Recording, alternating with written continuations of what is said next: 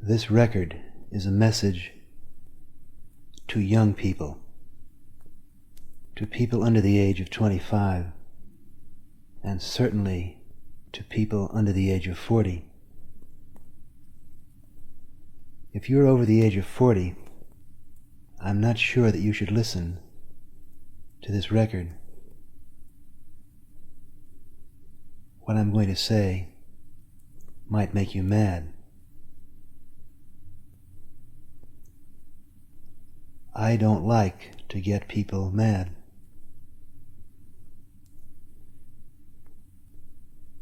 I particularly don't like to get people over the age of 40 mad, because these are the people who have guns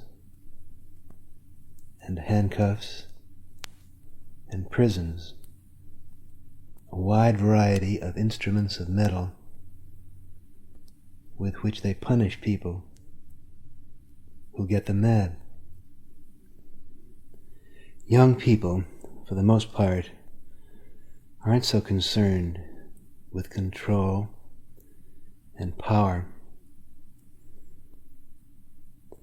They're much more involved in having fun, being curious, exploring their sensual equipment, making adventurous explorations, making love, trying to learn what it's all about. I have personal experience which has taught me how fierce people over 40 can be with those who challenge their beliefs. Down in Texas, there are a group of men over 40 who got so mad at what I'm saying that they sentenced me to prison for 30 years. And up here in New York State, there are another group of men over 40 who want to put me in jail for another 16 years for saying the sort of things that I'm going to say on this record. I'm cutting this tape on the 3rd floor of the Castalia Foundation in Millbrook, New York. The Castalia Foundation is a psychedelic center, a place for consciousness expansion, a spiritual retreat, a center for experimentation in the use of psychedelic or mind-opening drugs. As you would expect from a place designed to produce beautiful experiences, the Castalia Foundation is located in a beautiful spot. I can look down on acres of green lawn. Down there on the left, underneath the trees, I can see a meditation house, a one-room jewel box, where people go for a few days or a week at a time to live in silence, cut off from the pressure of the world.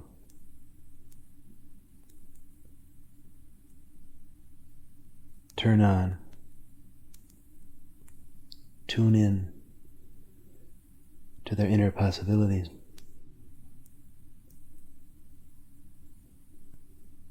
Just beyond the meditation house, there's an iron gate which leads down stone stairs to a meditation garden. There's a huge maple tree, 20 feet in diameter,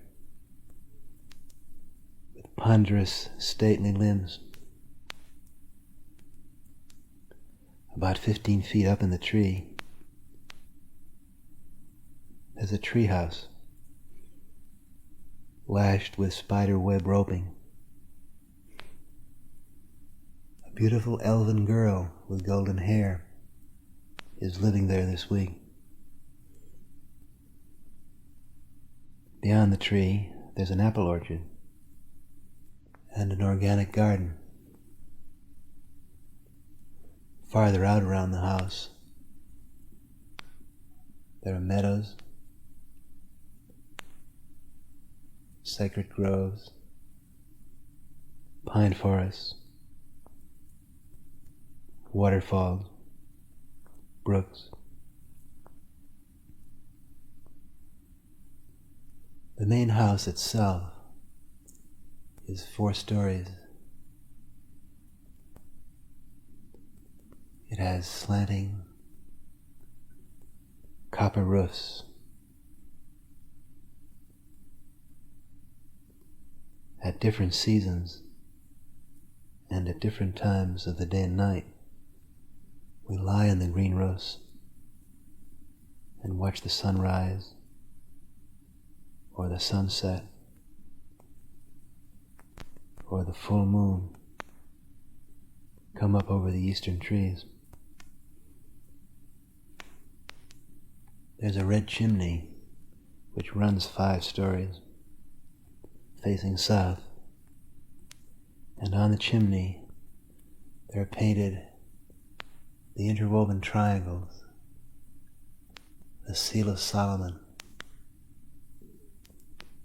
the sacred symbol found over every Vishnu temple in India. This is one of the oldest symbols in human history. For thousands of years, men who have studied the expansion of consciousness and the meaning of the inner life have used this symbol to indicate the merging of opposites to make the new, the merging of man and woman, of dark and light, of electron and proton, of winter and summer. The outdoors is set up for LSD sessions because the LSD experience is too powerful, too organic, too ancient to be contained within rooms and houses made by man. There are many shrines inside the great house.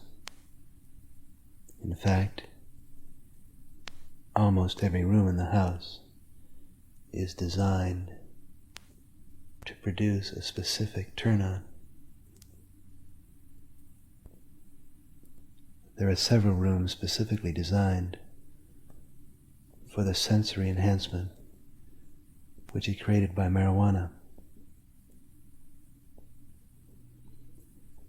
Many of the rooms are designed for those sacred ceremonies which can only occur between man and woman, seeking to deepen and enrich their communion.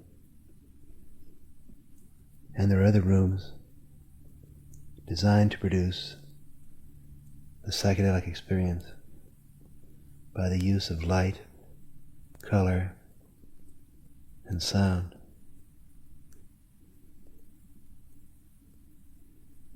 I belong to an ancient trade union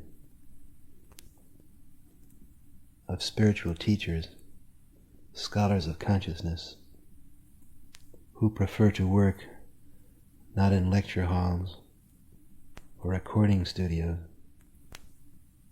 but far away from cities and symbols, with small groups of people,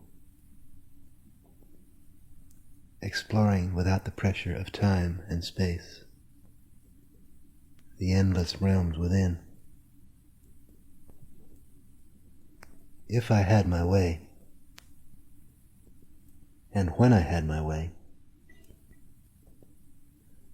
I would invite anyone who wished to devote his time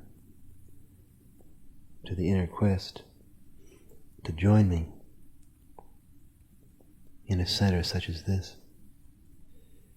and we would learn together and experience together how to reach the 5 levels of consciousness which are available to a species like ours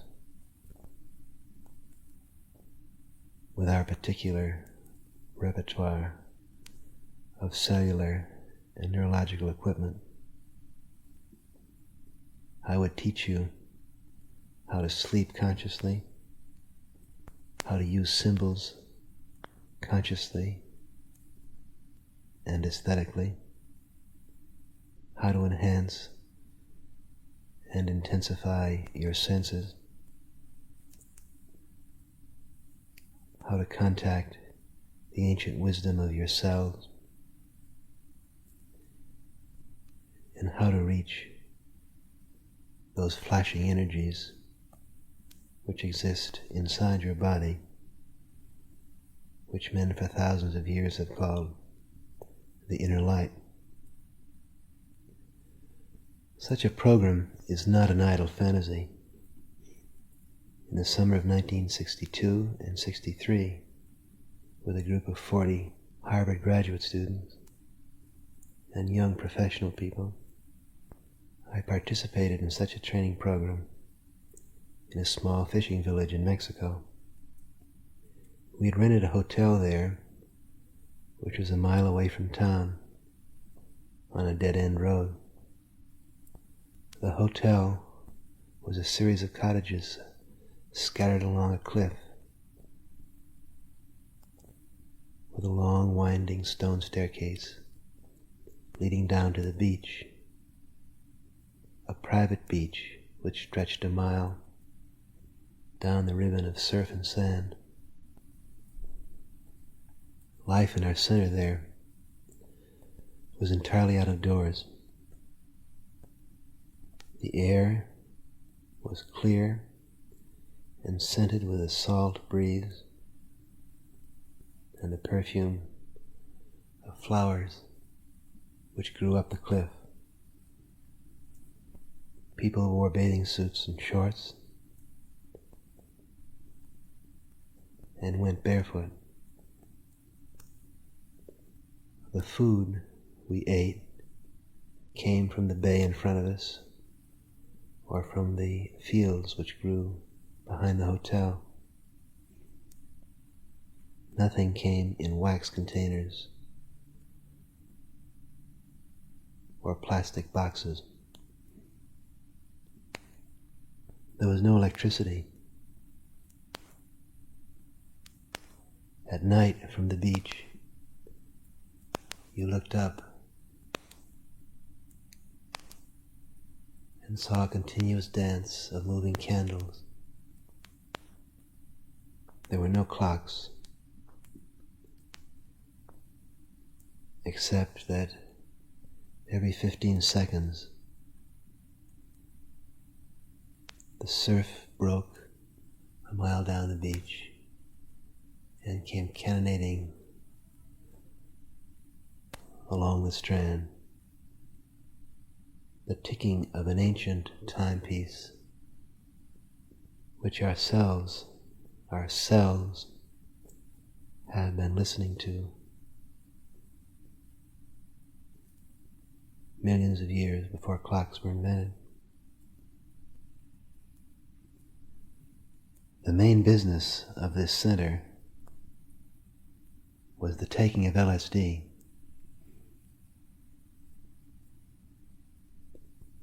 On any day, 1/3 of the people present would be sitting on the beach or crowded around a table on the open dining patio, planning the session that they were going to have that night,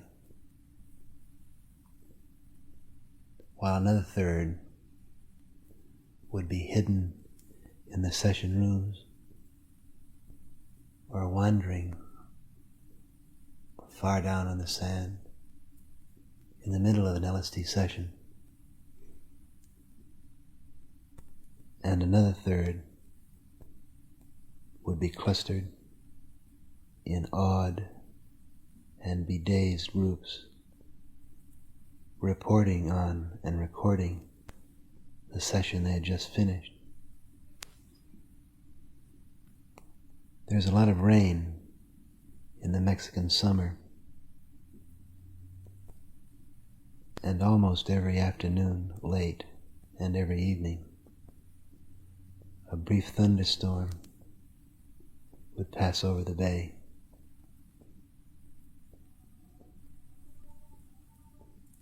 Lightning would crackle down, and the beach, the ocean, and the surrounding hills would flash into lightning view.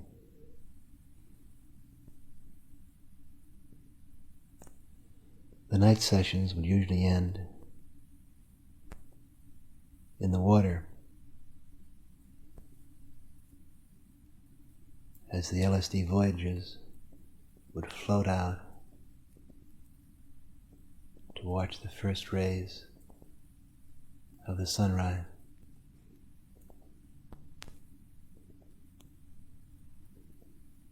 In addition to being a sensory paradise and a spiritual oasis, the center in Mexico was productive and profitable. Scientific reports were written, articles published. The center paid its own way. But eventually, this gentle and harmonious way of life came to the attention of the police, a group of people who were not especially dedicated to growth, pleasure, and spiritual discovery. The center was closed, and the group dispersed.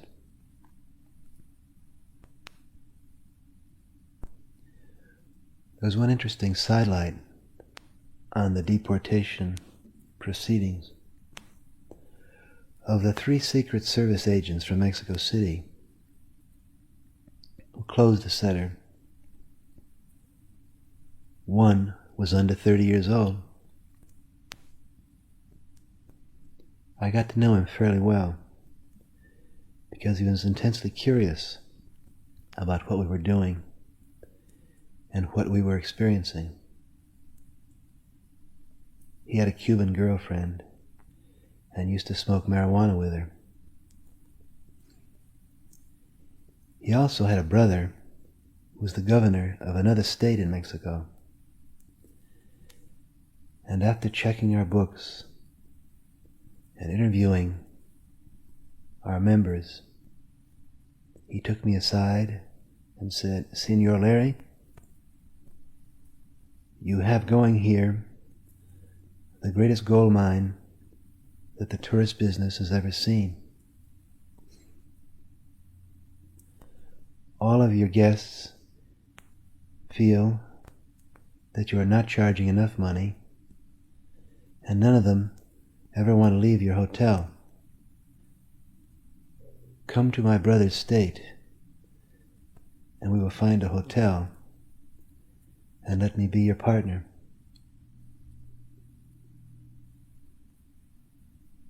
That was our summer of pilgrim wandering. We wandered from Mexico down through the Caribbean to the French islands, the British islands, looking for 1 square mile of ground on this planet where we could live quietly, expand our own consciousness, contribute handsomely to the country in which we live. But such a place was not to be found, free from political or religious interruption. If today I could find 1 square mile of ground on this planet, there would be several 100,000 people who would be willing and eager to join our explorations. But no such place seems to exist. For the first time in human history, there seems to be no land of exile or immigration where groups of people sharing unpopular spiritual beliefs and practices can remove to live in peace. Our own country, you remember, was founded by exactly such small groups of religious exiles. Why is it that every generation forgets this lesson of the past? Why is it that each generation harasses and persecutes its gentlest, wisest, and holiest men, exactly those men that succeeding generations will revere?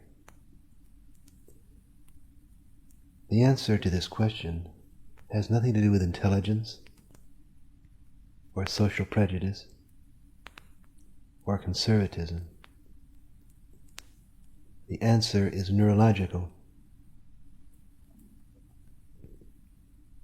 The nervous system of the adult human being is so set up that it registers intense neurological pain when confronted with an idea or method which liberates man from his addiction to symbols, from his addiction to the current tribal symbol system. Early in the life of every mammal, in the first few days, as a matter of fact, the nervous system focuses on a nearby object that moves and makes noise, and around this imprinted object, the conditioned symbol system that comprises the discriminating, perceiving, and executing mind. Most human beings, in the early days of their life, have imprinted a moving, noise-making event which they call mother. And upon this imprint, they base their conceptions of what is right and real and true. Almost everyone is painfully afraid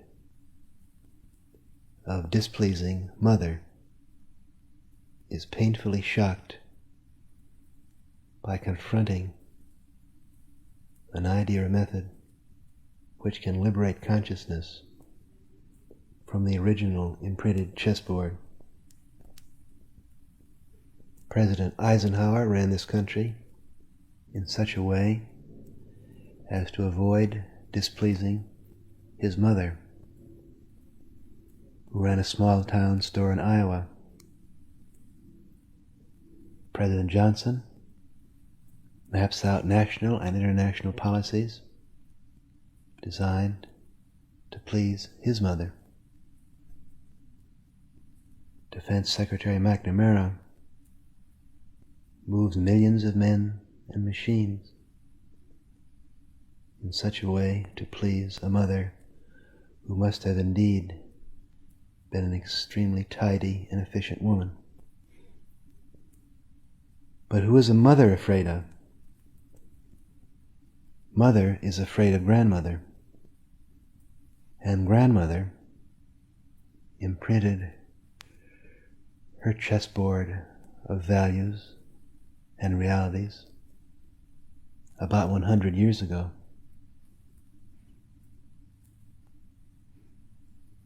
Now here we come to my problem as a spiritual teacher in 1966. I can turn you, the younger generation, on to your own spiritual potentialities. But if I do so, I get in trouble with your parents. But that's not completely hopeless, because I can also teach you how to turn on your parents and gently and lovingly open them up to some of their possibilities. But the hitch here is that your parents are imprinted on grandmother, and grandmother is dead, and I can't turn her on. About 6 years ago, after my first series of psychedelic sessions, I realized that it was within my power to select and play almost any game, or even to deal myself out of games entirely. I decided at that time that the game I wanted to play was to become the holiest and wisest man of my generation. Specifically, to expand and elevate the consciousness of the entire human race. Now this may sound like a surprising ambition, but I don't see why.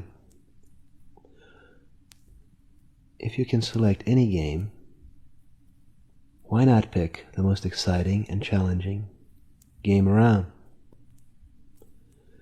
With full knowledge, of course, the knowledge that comes from a contemplative series of LSD sessions, that all human games end in a tie, and that the chances of succeeding in any human game are always statistically dubious.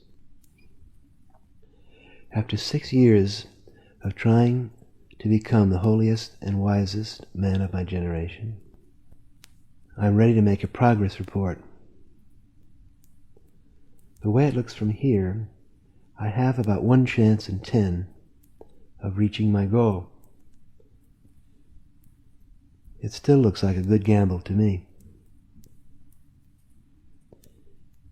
In the last 6 years, we have witnessed an astonishing expansion and elevation of human consciousness in this country, and an equally predictable reaction of panic and anguish against this psychedelic revolution.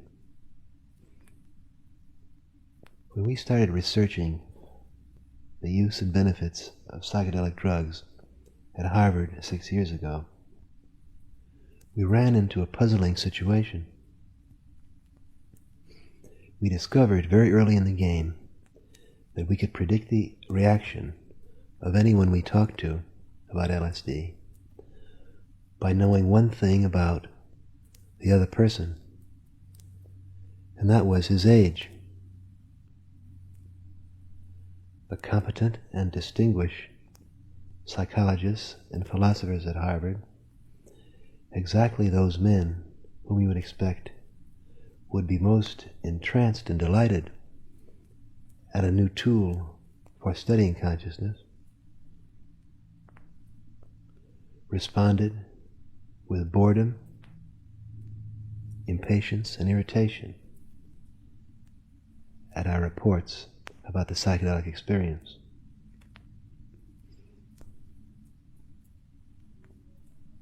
The graduate students were interested and eager to do research in this new field.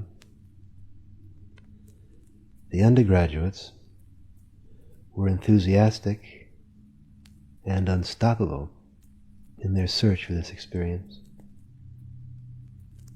And what was most shocking and dangerous to my safety and tenure at Harvard was the fact that high school kids were the most interested of all. We thought about this situation for some time and then reached the obvious solution. Of course, what we were running into was the oldest law in the history of human knowledge, It always takes one generation for a new idea to become accepted.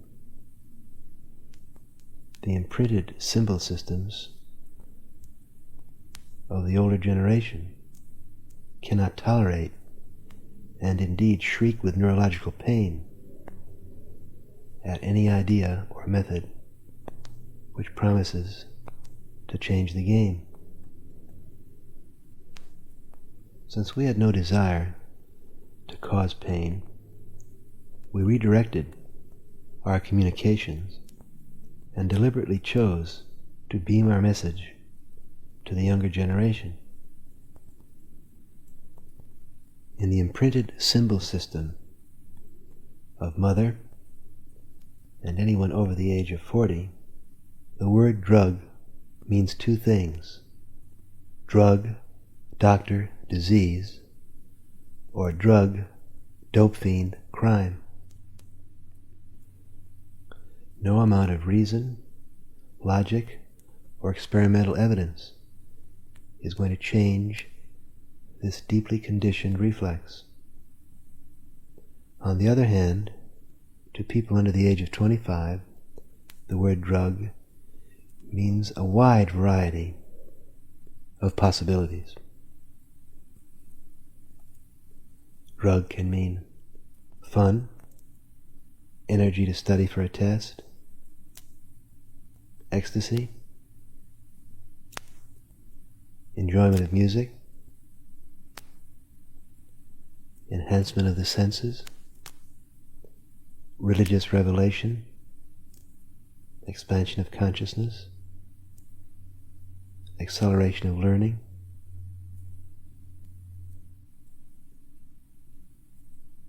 For the last few months, I have been lecturing to audiences about the psychochemical revolution. I have pointed out that almost every neurological laboratory in the country is working with some chemical which can accelerate learning, expand consciousness, enhance memory, increase creativity. I tell these audiences that in the future, the question will be asked, not what book do you read, but which molecules are you using in your learning process? As I make these predictions, I watch the face of the audience, and I see the men over 40 frown in amazement and irritation. Is this fool suggesting that our college students become dope addicts? And I watch the faces of the young people saying, sure, where can we get it? When do we start? Any pioneer in the field of knowledge must, if he's going to retain his sanity and good humor, remember the lesson of history. It takes one generation for a new breakthrough to become absorbed and used. The young graduate students and psychiatric residents who were working on our project 6 years ago have now moved up to positions of responsibility in the universities and clinics. The undergraduates are now just about ready to take over, and the high school students of 6 years ago are now graduate students. The next 6 years will be a period of dramatic change in regard to the social acceptance of such psychedelic drugs as marijuana and LSD. By 1970, we'll have our first LSD congressman and our first marijuana smoking judges. You can see this slowly evolving change taking place right now. The New York Times, which used to be considered a liberal magazine, is written by lovely, dignified gentlemen in their 50s who are horrified and confused by the psychedelic revolution. The New York Daily News, which considered a highly conservative right-wing newspaper, takes a breezy, open, and amused posture towards LSD and marijuana. Why? Because the average news reporter is in his 30s. Over 1/3 of the researchers and editorial assistants on Life magazine have smoked marijuana or used LSD, and by 1970 this figure will have doubled. But now that the psychedelic battle has been won, where do we go next? What should be the goals and strategies of the psychedelic generation? I have 3 things to say to young people who are growing up in a psychedelic world. Turn on, tune in, and drop out. First, let me tell you about turning on. There are as many levels of consciousness as there are anatomical structures in your body for receiving and decoding energy. The 5 most important levels of consciousness are sleep, symbol, sense, cellular awareness, and molecular consciousness. Each of these levels of consciousness is based on anatomical structures in your body, and each level is attained through chemical means. In the future, the educated man will be the one who can move his consciousness deliberately, planfully, and precisely from one level to another for specific and harmonious purposes. The religion of the future will be based, as were the religions of the past, upon the human body and the myriad wonders within this temple. Any external event which distracts you from learning how to understand and use the machinery of consciousness within your body is irreverent and irrelevant.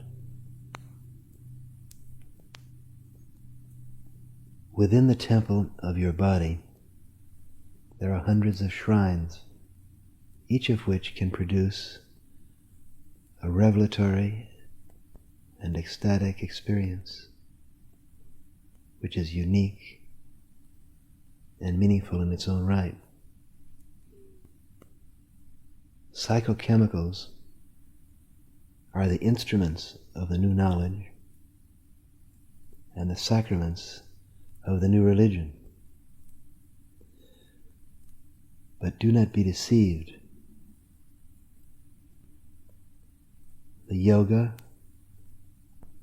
of drugs is the most complicated, difficult, and demanding discipline of them all.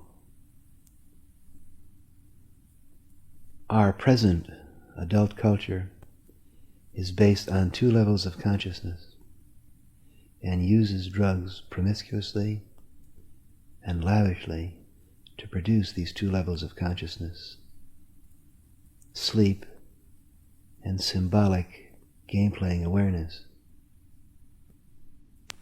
The average American knows how to put himself in a state of somnambulance and stupor by using our most popular drugs, barbiturates, tranquilizers, and alcohol, all of which are addictive, narcotic, and toxic substances. They dope you, and they can kill you. The average American is heavily addicted to the symbolic level of consciousness, hooked to external, tribal patterns, which he calls normal reality. The average American uses drugs to put his consciousness in a state of symbolic game playing. The first thing he does in the morning is take coffee or caffeine. The American who's involved in hectic, demanding game playing sequences takes an energizer. At 5 o'clock, with symbols and symbolic sequences whizzing around in his head, the average American rushes home and puts himself in a mild state of stupor with alcohol. Drugs which stupefy and drugs which energize are simple, coarse, and vulgar procedures. They require no sensitivity, training, or skill.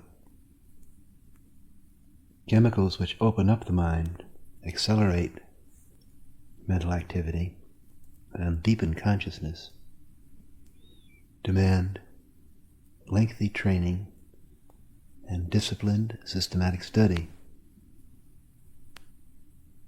Marijuana, for example, is a chemical which enhances the sensory level of consciousness. Marijuana is used to tune out the symbolic game and to turn on the senses.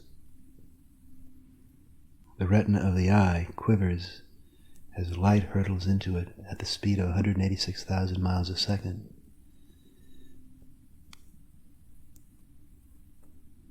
The delicate membrane of the ear trembles to the dance of sound waves.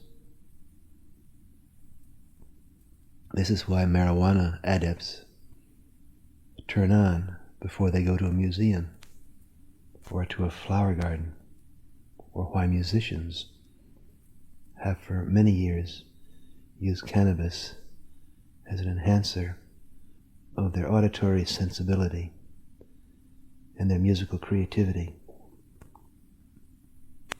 It is also well known that marijuana enlivens the senses of taste and touch and smell. Just mention food to the novice smoking marijuana, and he suddenly discovers he's ravenously hungry and that food has never tasted quite so good before. Of course not, because eating to the symbol addict is like fueling a car, but to the person turned on with marijuana, each grain of food sets off grenade explosions of sensation in the taste buds of the tongue. The aspect of marijuana which is most frightening to a prudish, puritanical culture or to an impotent generation is the enhancement of the tactile sense. Marijuana is a powerful intensifier of the sexual experience. This does not mean that marijuana leads to sexual activity. I would estimate that there is less sexual activity during marijuana sessions than in drinking bouts. But the sexual moments are exponentially expanded in the direction of heightened receptivity. Alcohol, of course, is the drug which leads to sexual excesses.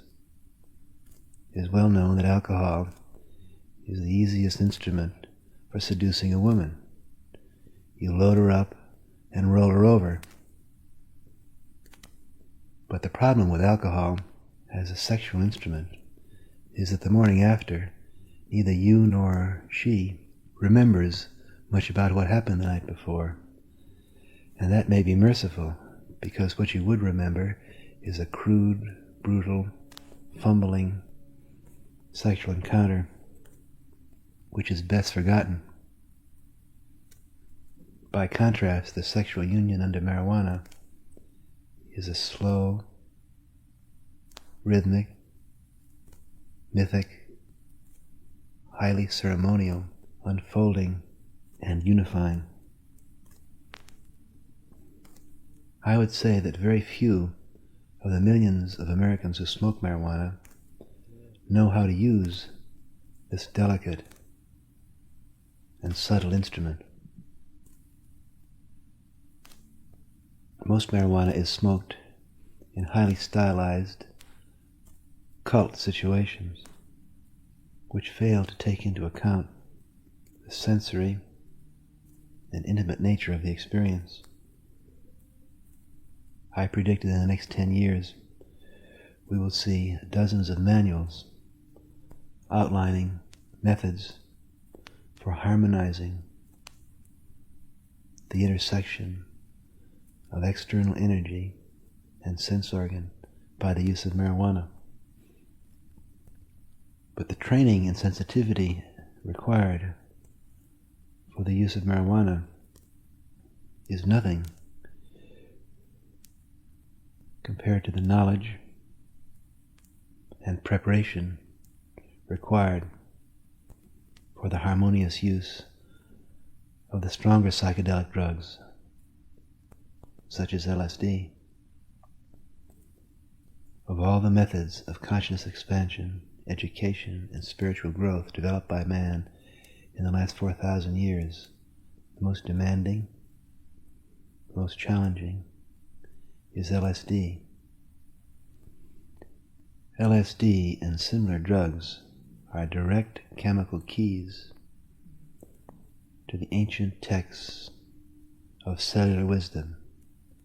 They put one in direct contact with RNA and possibly DNA species wisdoms which have been stored up for some 2 billion years. I have taken LSD 311 times. Each time I have found the experience awesome and awful. And what I have learned from these many voyages is the humiliating lesson that there is more to learn within my own body than I could grasp in 1,000 lifetimes. Each second of an LSD experience renders one a baby crawling on hands and knees in 1,000 Smithsonian institutes and libraries of Congress, all built into each cell of your body. Lesson number 1, then, is turn on until you have made contact with the wisdom within the temple of your body. All your external activities are those of a robot performing stylized but automatic motion. Lesson number 2 is tune in. Begin to harness the energies which you are releasing into a harmonious exchange with the external environment. Take LSD and then look at your house. You will see, as someone from another planet would see, that you are living in the home of an insane robot. Slowly and planfully, you begin to change your house so that it becomes an external representation of the beauties you are discovering within yourself. As you continue to listen to the wisdom of your cells, and to the direct energy explosions on your nerve endings, you will find yourself systematically altering where you live, with whom you spend your time, and what you allow to contact your nerve endings.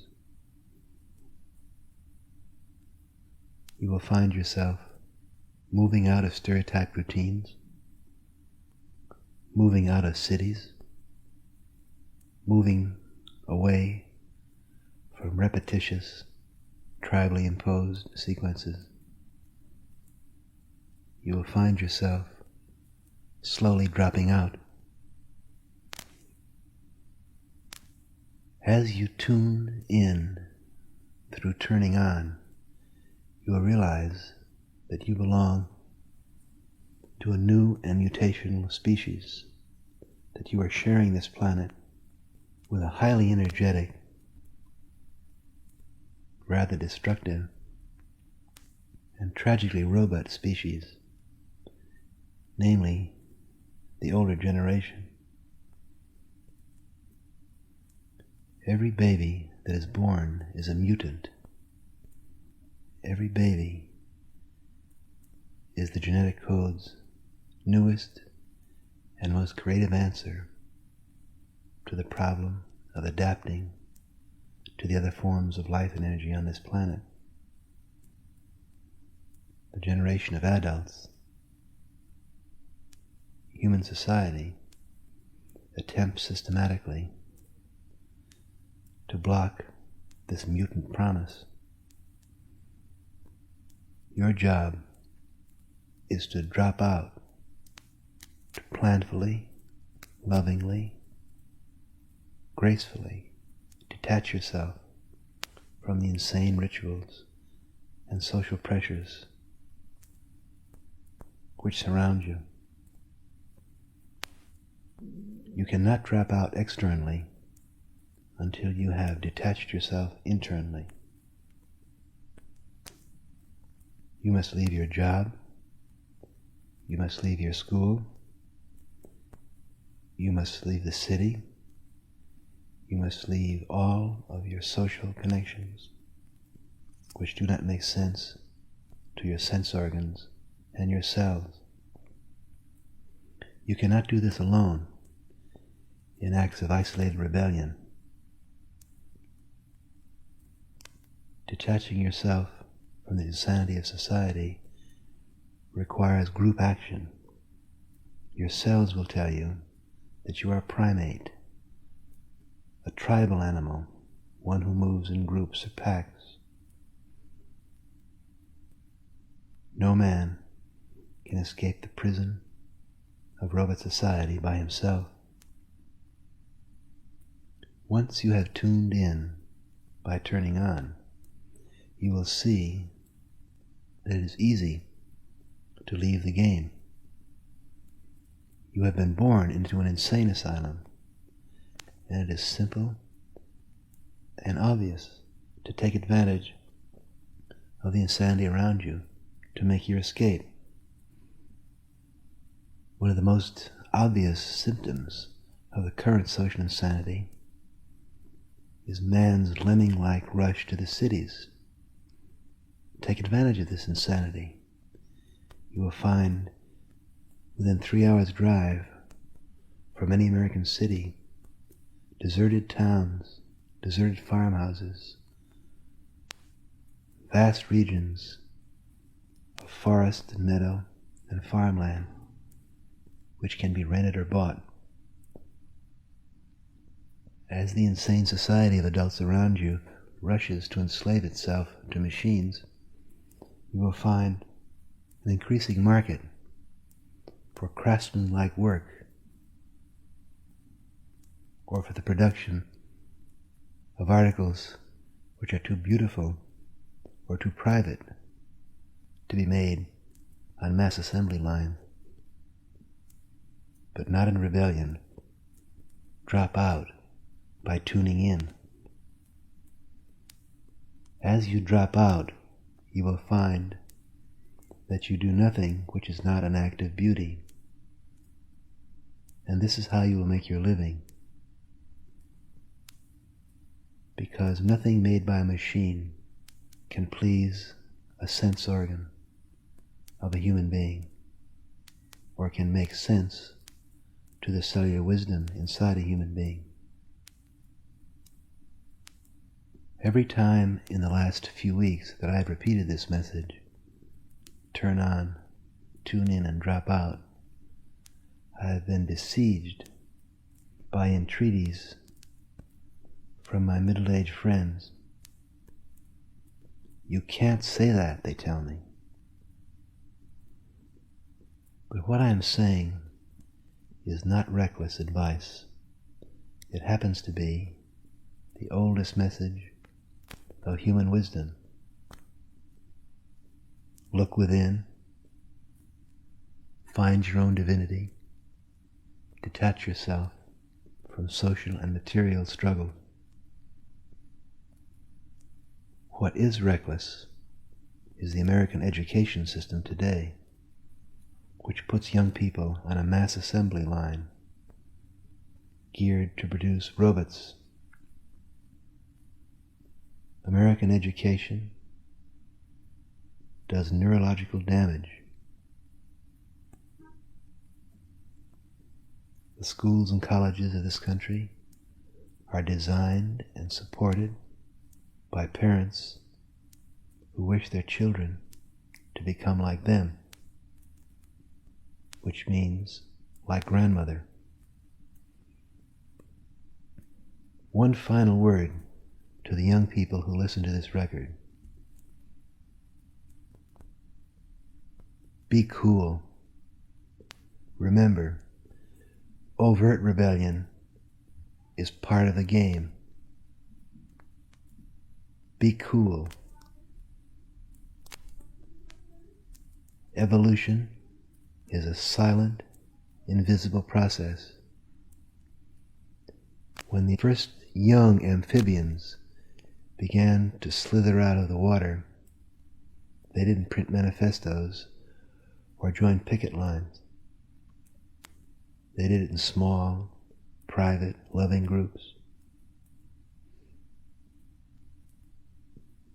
The wisdom of your cells will tell you that the work of evolution does not involve political action. Remember, too, to be kind. Do not frighten your parents unnecessarily. Turn on your parents. I don't mean drop LSD sugar cubes in their coffee cups. Start turning them on at the first level of the psychedelic hierarchy. Turn them on sensually. You see your mother as a symbolic creature, but she's actually a bundle of millions and millions of sense organs, of sensory cells. However symbol-addicted mother may be, she's basically a living organism with billions of neural cameras tuned to external energy. Don't use symbols to frighten her. Don't upset her symbol system. Go to visit her and delight her sense of smell with a flower. Delight her sense of taste with a new food. Delight her sense of sound with the rhythm and harmony of your voice. Turn her on without drugs. Be cool. Be kind. Turn on. Tune in. Drop out.